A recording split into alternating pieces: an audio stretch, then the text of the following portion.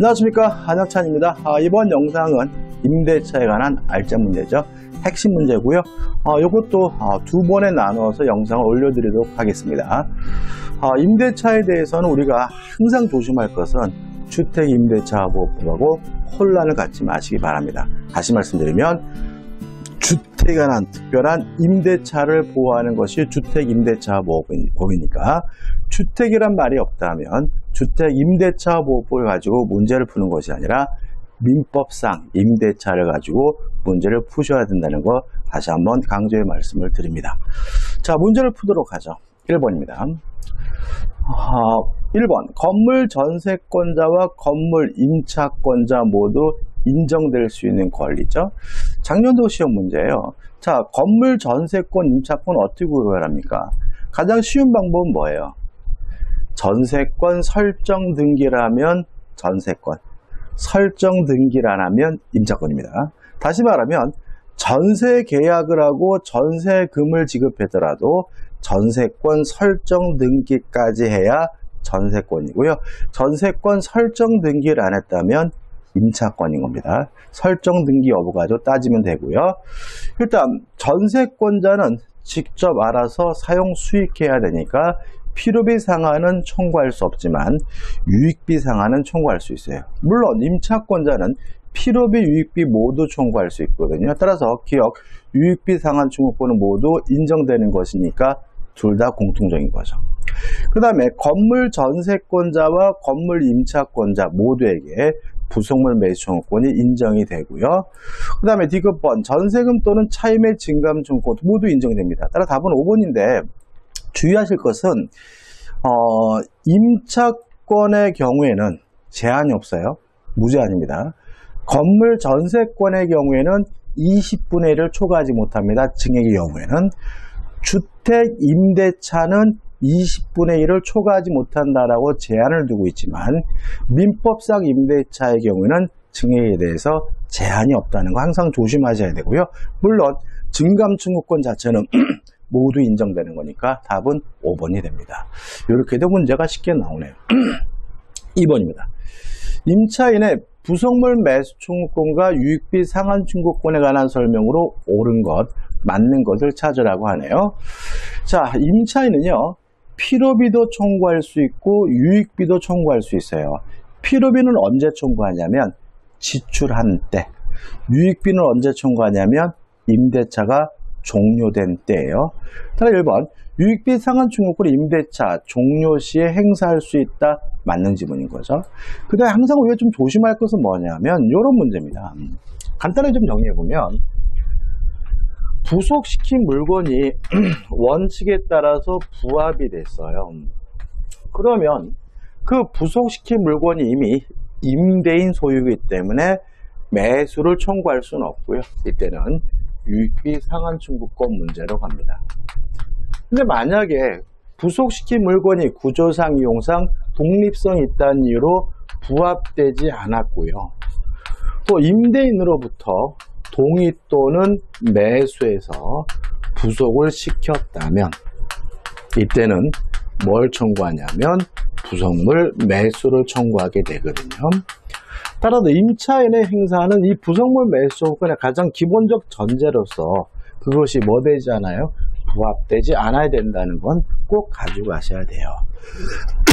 따라서 2번,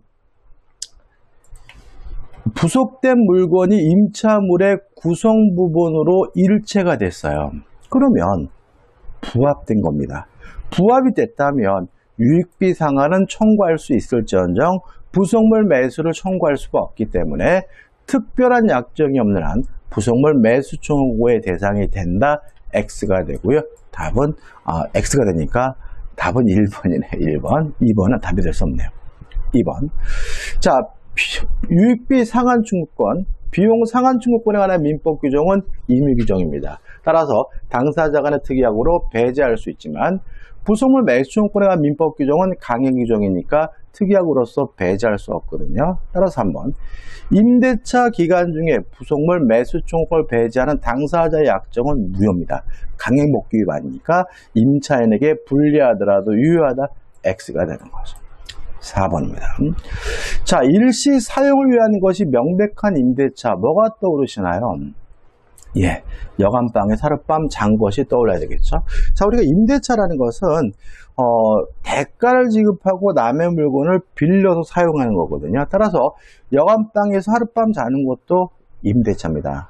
근데 문제는 여간방에서 하룻밤 잤다는 이유로 부속물 매수 청구권 인정될 수는 없어요. 따라서 임차인은 부속물 매수를 청구할 수 있다. X고요. 조심할 것은 일시 사용을 위한 임대차의 경우에도 비용 상한 청구권 인정된다는 거 좀 조심하시기 바랍니다. 5번. 자, 유익비 상한 청구권, 필요비 상한 청구권 행사 기간에 제한이 있어요. 임대인에게 반환한 날로부터 6개월이거든요. 따라서 임대인이 목적물을 반환받은 날로부터 1년 내 행사하여야 한다는 지문은 X가 되고 1년이 아니라 6개월 동안 행사할 수 있는 거죠. 따라서 이 문제 옳은 지문은 1번이고 1번이 답이 됩니다. 자, 3번 문제입니다. 임차인의 부속물 매수 청구권에 관한 설명으로 틀린 것을 찾네요. 자, 일단 첫 번째 생각해 볼 것은 토지 임차인에게는 지상물 매수 청구권이 인정이 되고요. 건물 등의 임차인에게는 부속물 매수 청구권이 인정되거든요. 따라서 1번 토지 내지 건물의 임차인에게 인정된다. X가 되고요. 답은 1번이 됩니다. 2번 임대인으로부터 매수한 물건을 부속한 경우에도 인정된다. 맞죠? 자, 동의를 얻어서 부속시켰거나 또는 임대인으로부터 매수한 물건에 대해서 부속물 매수 청구권 인정되므로 2번은 맞는 질문이고요. 3번 적법한 전차인 무슨 말입니까? 임대인으로부터 동의를 얻은 전차인을 말하고 인정이 되겠죠. 4번 이를 인정하지 않는 약정은 임차인에게 불리한 것은 그 효력이 없다. 왜요? 부속물 매수 청구권에 관한 민법 규정은 강행 규정이니까 특약으로서 배제할 수가 없는 거죠. 5번 오로지 임차인의 특수 목적을 위해 부속된 물건. 예를 들어 가지고요. 커피 전문점을 하려고 거기다가 시설을 냈어요. 뭐 카운터 만들고 뭐 조명 시설하고 이런 것들은 부속물 매수 청구의 대상이 될 수는 없는 거거든요. 따라서 오로지 매수 청구의 대상이 아니다. 맞는 질문이죠. 따라서 답은 1번입니다. 다시 한번 정리해 볼까요? 자, 토지 임차인에게는 지상물 매수 청구권이 인정되고 건물 등의 임차인에게는 부속물 매수 청구권이 인정되므로 1번은 X다. 2번 부합되지 않았고 동의 또는 매수해서 부속시킨 물건에 대해서 부속물 매수 청구권이 인정되니까 2번은 맞는 질문이고요. 4번 부속물 매수 청구권에 관한 민법 규정은 강행 규정이다. 따라서 특이하고로서 배제할 수가 없고요. 5번 임차인의 특수 목적을 위해 부속시킨 물건에 대해서는 부속 매수 청구권이 인정되지는 않겠죠. 답은 1번입니다. 4번입니다. 임차인의 부속물 매수 청구권에 관한 설명으로 틀린 거죠. 1번 임차인의 지위와 분리하여 부속물 매수 청구권만을 양도할 수 없다. 맞겠죠? 뭐 설명드릴 게 없습니다. 2번 임차 목적물의 구성 부분이에요. 구성 부분이라는 말은 부속시킨 물건이 부합됐다는 얘기고 이런 경우에는 유익비 상한은 청구할 수 있을지언정 부속물 매수는 청구할 수가 없기 때문에 구성 부분은 구성물 매수 청구의 객체가 될 수 없다. 맞는 질문이 되겠죠. 3번 임대차 계약이 임차인의 채무불이행위로 해지가 됐어요. 그러면 부속 매수 청구권이 행사할 수는 없겠죠. 따라서 부속물 매수 청구권 인정되지 않는다. 5 맞는 질문이고 4번 부속물은 임차인이 임대인의 동의를 얻어 부속하거나 또는 임대인으로부터 매수한 것이어야 한다. 이것도 맞아. 동의 또는 매수해서 부속시킨 물건이죠. 그러면 답은 5번이 되겠네요. 5번 건물 임차인이 자신의 비용을 들어 증축을 했어요. 자, 그러면 증축을 했으면 부합됐다고 봐야 되나요? 부합되지 않는다고 봐야 되나요? 물론 이 지문이 좀 마음에 들려면 부합됐다 안 됐다가 명확하게 나와야 되는데 그 말은 없어요. 그러면 원칙에 따라서죠. 자, 원칙적으로 부합이 됩니다. 그죠? 따라서 증축한 부분은 원칙이 뭐죠? 부합이 됐으니까 유익비 상한을 청구할 수 있다. 이렇게 가는 거고요. 원칙이니까 별말 없으면. 그 다음에 유익비 상환 청구권에 관한 민법 규정은 임의 규정이기 때문에 특약으로서 뭐 할 수 있어요? 배제할 수 있죠. 다시 말하면 부합이 됐다면, 원칙에 따라서 부합이 됐다면 유익비 상환을 청구하게 되는데, 유익비에 관한 민법 규정은 임의 규정이기 때문에 특약으로서 배제할 수 있는 거죠. 그럼 다시 한번 보자고요. 5번, 건물 임차인이 자신의 비용을 들어 증축한 부분이 임대인 소유하기로 한 약정이 유효하대요. 그러면 이 증축한 부분에 대해서 유익비 상환 청구권 문제고, 유효하다면 유익비들을 더 이상 청구할 수가 없으니까 임차인의 유익비 상환 청구권 허용된다. X가 되고요. 답은 5번이 되는 거죠. 정리 후 이런 겁니다. 원칙이 뭐죠? 부합되는 거다. 부합되면 유익비 상환 청구권 문제로 가는데, 유익비에 관한 민법 규정은 임의 규정이고 특약으로서 배제할 수 있다. 따라서 배제 특약이 있으면 더 이상 유익비 상환을 청구할 수가 없겠죠. 따라서 이 문제 답은 5번이 됩니다. 자, 5번 문제입니다. 임차인 갑이 임대인 을에게 지상물 매수증을 행사하는 경우에 관한 설명으로 옳은 거죠. 자, 여기까지 또 이제 30회 문제인데, 임대차에서 시험 문제가 가장 많이 나오는 부분이 어딘지 감 잡히시나요? 자, 비용상환 청구권하고요, 건물 등의 임차인의 부속물 매수 청구권하고 토지 임차인의 지상물 매수 청구권, 이 세 부분에서 시험 문제가 집중되고 있음을 알 수가 있죠. 자, 옳은 것을 찾습니다. 자, 1번입니다. 자, 이 지상물 매수 청구권은 형성권입니다. 형성권이니까 승낙을 받지 않고 일방적으로 행사하는 것이니까 1번. 가부 매수 청구가 유효하려면 을의 승낙을 유효한다. X가 되는 거죠. 2번. 자, 지상물이 존재한다면 그것이 무허가 건물이든 불법 건물이든 따지지 않습니다. 또 무허가 건물이든 불법 건물이든 또 임대인 입장에서 아무런 소용이 없고 가치가 없는 물건이라 하더라도 부속물 매수는 청구할 수가 없는 거예요. 있는 거죠. 따라서 2번. 건축 허가를 받은 건물이 아니라면 가부 매수 청구를 하지 못한다. X가 되는 거죠. 3번입니다. 자, 쉽게 말하면 내 땅 위에 있는 건물에 대해서 매수해줄 의무가 있는 거죠. 남 땅 위에 있는 건물까지 매수를 해줄 의무는 없는 겁니다. 누구 입장에서요? 임대인 입장에서. 따라서 3번, 갑소유 건물이 을이 임대한 토지와 제3자 토지 위에 걸쳐서 건립되어 있어요. 그러면 이 제3자 소유 토지에 걸쳐서 건립된 건물에 대해서는 매수 청구권 인정되지 않으므로 갑은 건물 전체에 대하여 매수 청구를 할 수 있다는 질문은 X가 되겠죠. 3번. 자, 토지 임차는 언제 지상물 매도를 청구하냐면요, 둘 중에 한 가지 사유여야 돼요. 첫째, 존속기간의 만료로 소멸되고 갱신 청구했다가 거부당한 경우.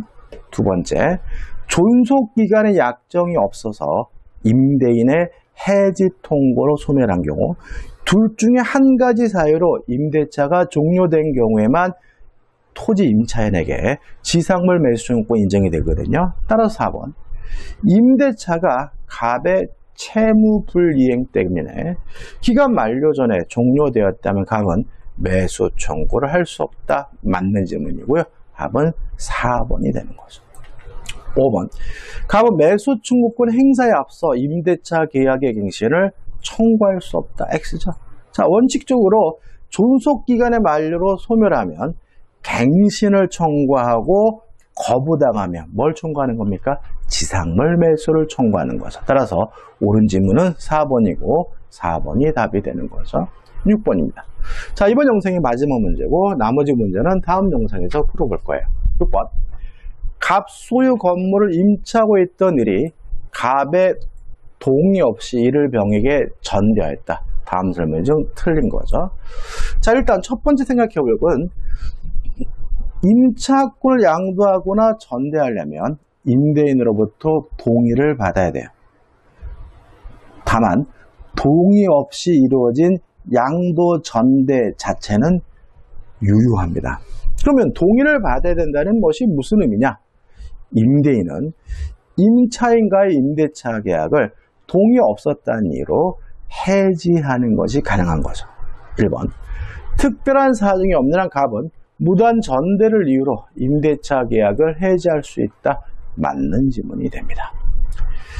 2번. 자, 동의 없이 이루어진 전대차 계약은 유효하다는 말은 을은 병에게 책임을 부담한단 말이죠. 유효해야 뭐가 발생한다고요? 책임이. 따라서 2번.